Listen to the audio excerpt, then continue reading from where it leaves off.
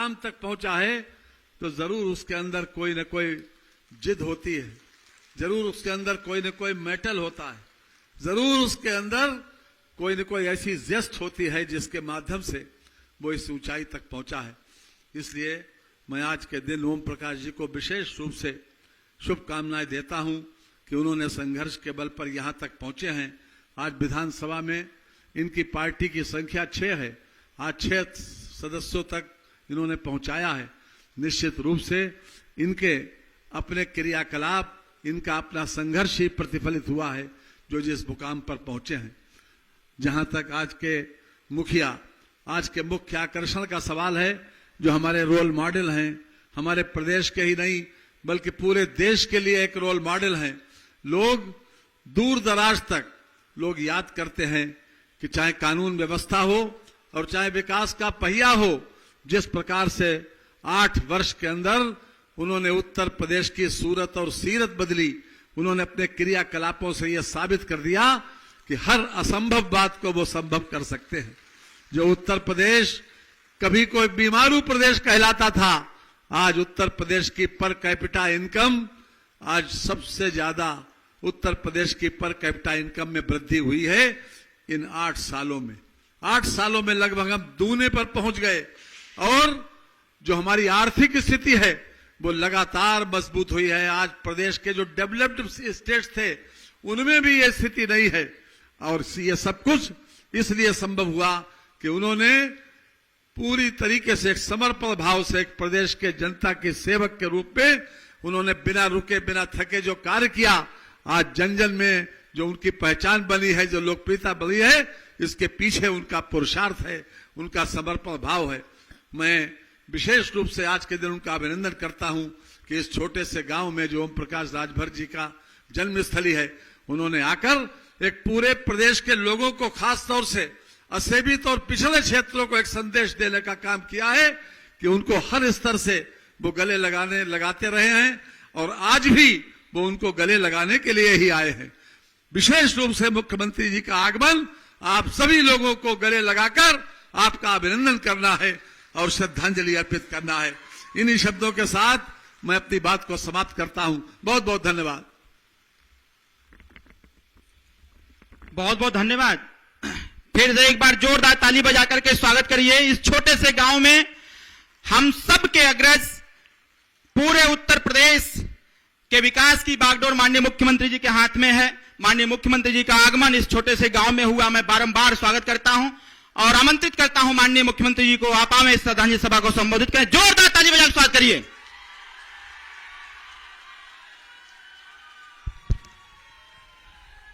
भारत माता की, भारत माता की, भारत माता की। वंदे वंदे वंदे। नमः पार्वती पतिये हर हर।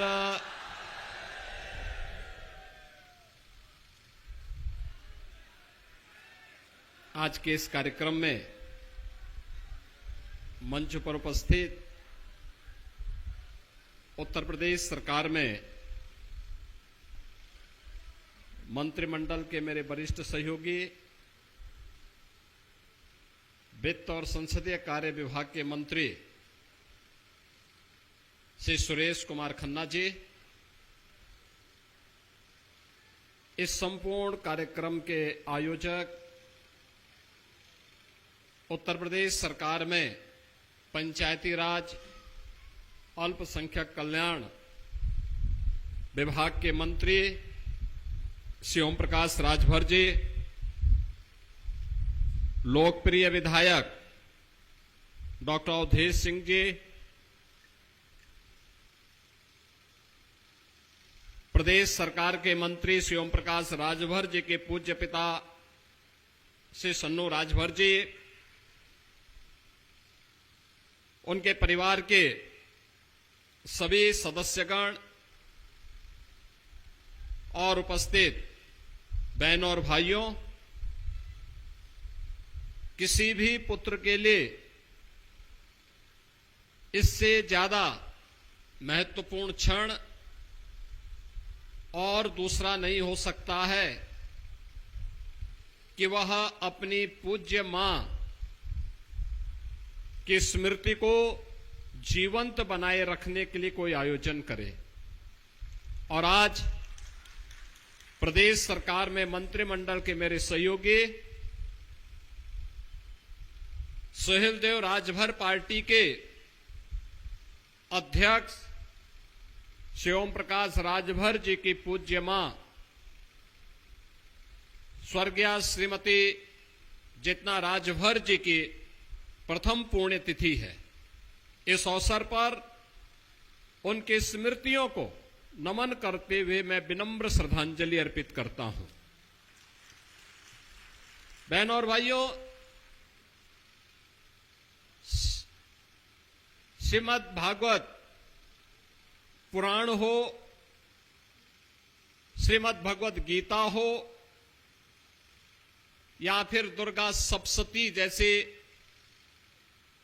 पावन धर्म ग्रंथ, वे सभी मां की महिमा का गुणगान करते हैं।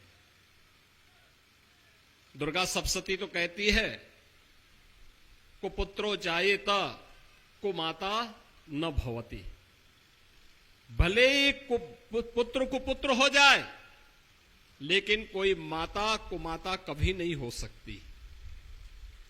और इसीलिए भगवान राम ने लंका पर विजय प्राप्त करने के उपरांत जब सोने की लंका से मोहित होकर के लक्ष्मण कुछ दिन रुकने का आग्रह करने लग गए, तब भगवान राम ने कहा था लक्ष्मण से, अपि स्वर्णमयी लंका न मे लक्ष्मण रोचते, जननी जन्मभूमि स स्वर्गादपि गरीयसी। हे लक्ष्मण, ये लंका कितनी भी वैभवशाली क्यों न हो, स्वर्णमयी क्यों न हो, लेकिन याद रखना ये मेरे लिए रुचिकर इसलिए नहीं है क्योंकि हमारे लिए तो जिस मां ने जन्म लिया है वह, और जो हमारी मातृभूमि है वह, इन दोनों से बढ़कर के कोई दूसरा नहीं हो सकता है। और आज यहां पे दोनों के दर्शन हमें हो रहे हैं, दोनों के दर्शन एक साथ हो रहे हैं। मंत्री श्री ओम प्रकाश जी के जन्मभूमि पर इस फतेहपुर में हम लोगों को आने का अवसर प्राप्त हुआ है, और अवसर है उनकी पूज्य माता जी की प्रथम पुण्यतिथि का कार्यक्रम। मां की प्रेरणा हुई, अच्छे कार्यों के साथ आगे बढ़ो। याद रखना, माता पिता दोनों की साधना, दोनों की सोच और दोनों के संकल्पों की परिणति होती है पुत्र। अगर मां बाप की साधना सात्विक है, सकारात्मक है, लोक कल्याणकारी है, तो पुत्र भी अपने संघर्षों से इस रास्ते को बनाने का कार्य करेगा। और श्री ओम प्रकाश राजभर ने वही कार्य किया है जो माता पिता ने अपनी सादगी से, अपनी सज्जनता से, अपने संघर्षों से, तप से जो खुद भी अर्जित किया। देवादिदेव महादेव बाबा विश्वनाथ की कृपा से, मां गंगा की कृपा से आज वो प्रफुल्लित हो रहा है। सबके सामने उसका परिणाम हम सबको देखने को मिल रहा है। 1000 वर्ष पहले भारत के प्रतापी चक्रवर्ती सम्राट महाराज सुहेलदेव ने जब विदेशी हुकूमत की चूलों को हिलाने का काम किया था और विदेशी आक्रांताओं को नेस्तनाबूद करने का काम किया था, लोगों ने महाराज सुहेलदेव को एक प्रकार से विस्मृत सा कर दिया। गुलामी कैसे सिर पे चढ़ करके बोलती है। महाराज सुहेलदेव के बारे में जब जानकारी लेते हैं, इतिहास का अवलोकन करते हैं, तब पता लगता है कैसे हमारे महापुरुषों को भुला दिया गया, विस्मृत सा कर दिया गया था। लेकिन मैं धन्यवाद दूंगा श्री ओम प्रकाश राजभर जी को कि महाराज सुहेलदेव के नाम को उन्होंने एक बार फिर से, उनके शौर्य को, उनके पराक्रम को समाज के सामने रखा है। सालार मसूद को 3 लाख की सेना के साथ विदेशी आक्रांताओं का नेस्तनाबूद करने वाले चक्रवर्ती सम्राट महाराज सुहेलदेव ने 1033 ईस्वी में इसी बहराइच में पूरी तरह विदेशी आक्रांताओं को नाको चने चबाने के लिए मजबूर कर दिया था। और बहनों और भाइयों, आज ये हमारा सौभाग्य है कि देश के यशस्वी प्रधानमंत्री श्री नरेंद्र मोदी जी, जो काशी के लोकप्रिय सांसद भी हैं, उनकी प्रेरणा से, उनके मार्गदर्शन में आज बहराइच में महाराज सुहेलदेव का भव्य स्मारक बनकर के तैयार हो गया है। यह स्मारक भारत की विजय का स्मारक है। यह स्मारक विदेशी आक्रांताओं के लिए, विदेशी ताकतों के लिए एक चुनौती भी है, एक चेतावनी भी है, और हर एक के लिए एक सबक भी है। जो राष्ट्र काज के अपने मुद्दे से भटक करके समाज को तोड़ने का काम कर रहे हैं और देश के खिलाफ गद्दारी करने का काम कर रहे हैं, उन सब के लिए एक सबक भी है। और इसीलिए आज के इस अवसर पर मैं एक बार जब यहां पर अपनी मातृभूमि में अपनी पूज्य माता की प्रथम पुण्यतिथि के इस कार्यक्रम के साथ हम सबको जुड़ने का अवसर श्री ओम प्रकाश राजभर जी ने दिया है, मैं उनको हृदय से धन्यवाद देता हूं। उनके दोनों पुत्रों श्री अरुण राजभर जी को, श्री अरविंद राजभर जी को, उनके पूज्य पिता श्री सन्नू राजभर जी को, परिवार के अन्य सदस्यों को और उनकी धर्मपत्नी को भी, क्योंकि एक गृहस्थ के लिए अकेले तो वह एक ही पहिया माना जाता है। जब तक धर्मपत्नी का सहयोग न हो तो कुछ नहीं कर पाएंगे। और इसीलिए उन सबको मैं हृदय से इसके लिए धन्यवाद देता हूं कि उन्होंने अपने पूर्वजों की परंपरा का आत्मसात किया है। और उनकी पूज्य माता को विनम्र श्रद्धांजलि अर्पित करते हुए मैं एक बार फिर से आप सभी को, कि आप सभी लोग इस आयोजन का हिस्सा बने हैं, फतेहपुर को एक नई ऊंचाई देने के लिए संकल्पित दिखाई दे रहे हैं, आप सबका मैं हृदय से अपनी शुभकामनाएं देते हुए, मंगलमय शुभकामनाएं देते हुए अपनी वाणी को विराम देता हूं। धन्यवाद। जय हिंद।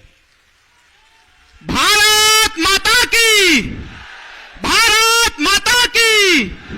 जितना देवी अमर रहे, जितना देवी अमर रहे, महाराजा सुहेलदेव राजभर अमर रहे।